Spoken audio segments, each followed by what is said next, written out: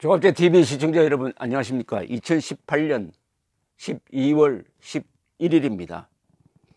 어제 문재인 대통령은 UN 인권선언 70주년이 되는 날에 축사를 하면서 세계가 주목하고 있는 세계 최악의 북한 인권 탄압에 대해서는 한마디도 하지 않고 전두환 정권의 인권 문제에 대해서만 규탄을 했습니다.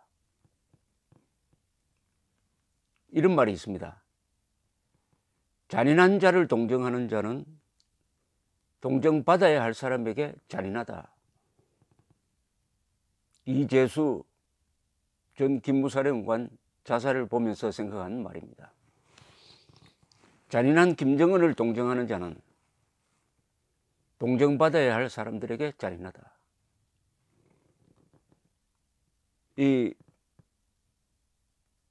이동복 선생은 일찍부터 김정은이가 한국에 오는 것은 불가능하다. 다만 정상적인 사고를 하는 기준으로서는 불가능하다. 그 세 가지 이유가 있다. 첫째는 김정은의 신변 안전을 한국이 보장해 줄 수가 없다. 김정은의 우상화를 위한 대규모 환영 시위가 나올 수가 없다. 그리고 와서 얻어갈 게 없다. 이렇게 지적을 했습니다. 오늘은 태극기 승리 김정은의 방남을 저지시켰다는 글을 또 써 보내셨는데 현재는 이 방향으로 가는 게 맞는 것 같습니다. 현재는 단 문재인, 김정은 두 사람이 정상적인 사고를 한다는 것을 전제로 해서 이동복 선생이 김정은의 방남은 끝났다고 보는 이유는 이렇습니다. 우선 북한의 대외 선전 매체인 우리민족끼리가 어제 김정은의 남쪽 방문 문제와 관련하여 이런 성명을 발표를 했습니다. 남조선의 극우 보수 단체인 태극기 부대와 자유한국당을 비롯한 보수 패당이 반대 시위하고 있는 것을 보도함으로써 문재인 대통령이 말했던 상수를 들어서 김정은을 환영하는 일은 일어나지 않는다 하는 것을 스스로 자인했다. 그 다음에 우리 민족끼리 보도는 이동복 선생은 이렇게 풀이합니다. 결국 최근 격렬하게 전개된 남쪽의 보수 애국 시민들의 저지 노력이 김정은의 연내 남쪽 방문을 불발탄으로 만드는 결정적 요인이 되었다는 사실을 스스로 말해주는 것으로 앞으로 이 같은 보수 애국 시민들의 노력이 지속되는 한 김정은의 남쪽 방문이 이루어지는 것은 현실적으로 어렵게 되었다고 본다고 했습니다. 이와 함께 북한은 이날 우리 민족끼리 보도에서 최근 남쪽의 종북 좌파 세력이 전개한 김정은 남쪽 방문 환영 시위를 대대적으로 과장 보도함으로써 김정은의 남쪽 방문과 이른바 최고 존엄이라는 우스꽝스러운 호칭의 김정은에 대한 우상화 사이에 결정적인 상관관계가 있다는 사실을 드러내 주었다고 했습니다. 그러니까 우상화 노름이 불가능하고 그런 사진이 찍히지 않는다면 오히려 역작용을 일으키니까 한국에 오기가 어려울 것이다. 그러면서 이동복 선생의 결론은 이렇습니다. 남북관계 현실 상황 속에서 아무리 문재인 정권이라도 김정은의 신변 안전을 보장하는 것은 물론 그에 더하여 그의 남쪽 방문을 전 지구적 차원에서 비아냥과 조롱의 대상이 되어 있는 그에 대한 시대착오적인 우상화를 조장하는 기회로 활용하는 것을 방조하는 것은 현실적으로 가능한 일이 아니다. 이렇게 본다면 지금의 상황에 중대한 변화가 없음에도 불구하고 김정은의 남쪽 방문을 위하여 국력을 기울이는 문재인 대통령의 노력은 현실 감각을 완전히 상실한 발상이라 아니할 수 없다고 못을 박아보겠습니다. 여기에 더해 가지고 미국 시간으로 어제 70주년이니까 미국 국무부가 인권선언 70주년에 맞춰 가지고 북한의 인권 실상을 보고서로 내면서 제2인자인 최용해 노동당 중앙위원회 부위원장 겸 조직 지도부장입니다. 인권 유린의 책임자라고 규정을 하고 개인 제재 명단에 올려버렸습니다. 그리고 그 부하 두 사람 정경택, 박광호도 같이 했습니다. 이렇게 되면은 재무부가 제재를 가하는 건데, 그러면은 이들이 미국 내에 가지고 있는 부동산이나 금융자산은 동결됩니다. 물론 미국인과 미국 기업과 거래를 할 수가 없습니다. 미국에 오면 체포될 겁니다.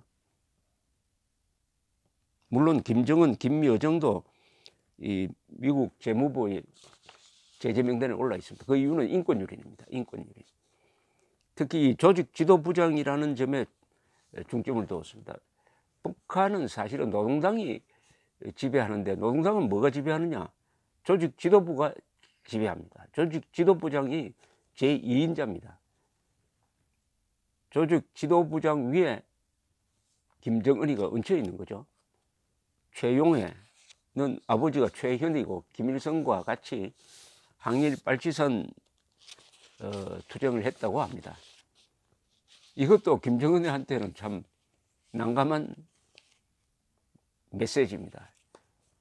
트럼프는 김정은에 대해서는 좋은 이야기를 하지만 그 실무자들, 재무부, 국무부, 볼턴, 국방부는 김정은을 싸늘하게 봅니다. 트럼프는 좋은 말을 하고 밑에는 아주 이런 제재를 계속 강화해가는 이런 이중 트랙을 지금 가고 있는데, 트럼프 대통령이 지금 정치적으로 매우 약화되고 있습니다.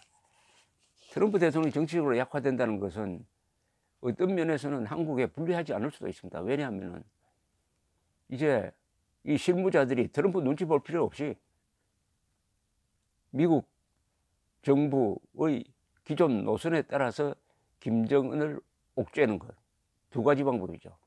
경제 제재를 통해서, 그리고 인권 압박, 북한 인권 문제를 통한 압박입니다. 두 가지 방식이 있는데, 이게 김정은에게 상당한 심리적 영향을 줍니다.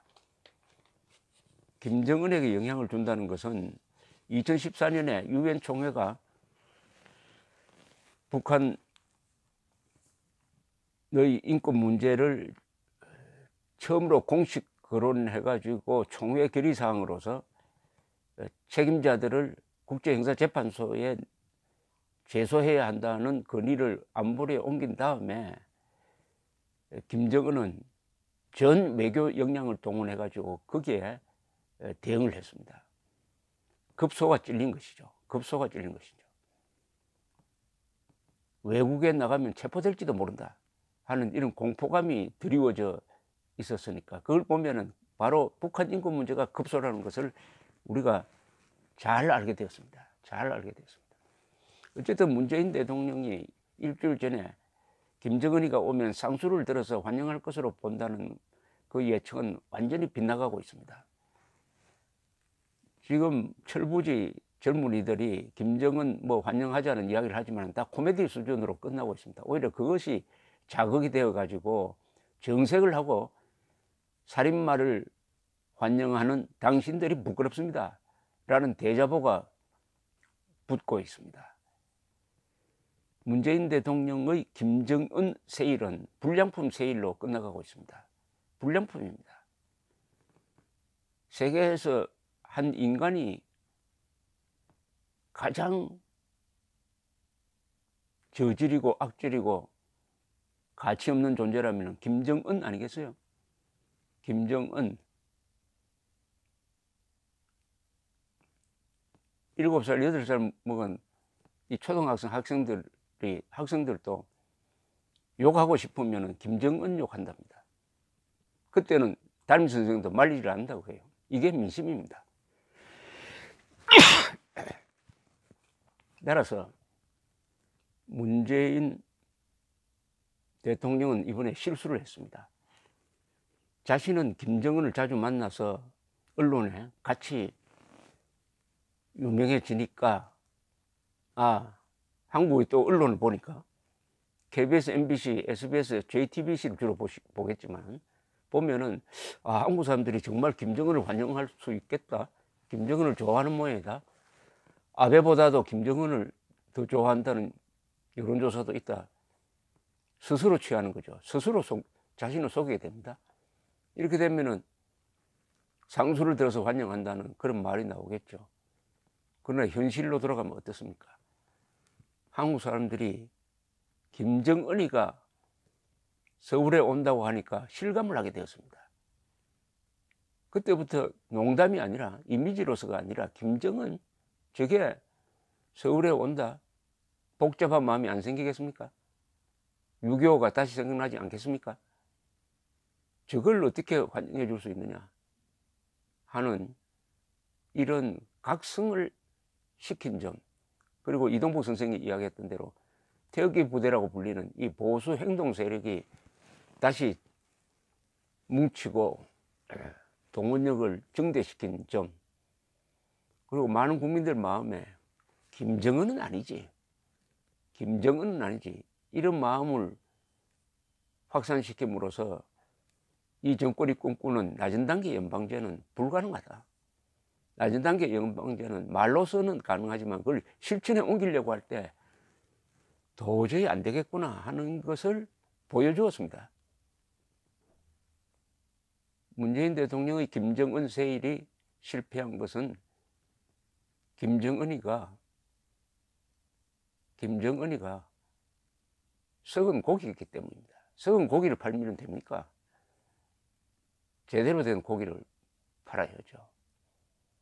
감사합니다.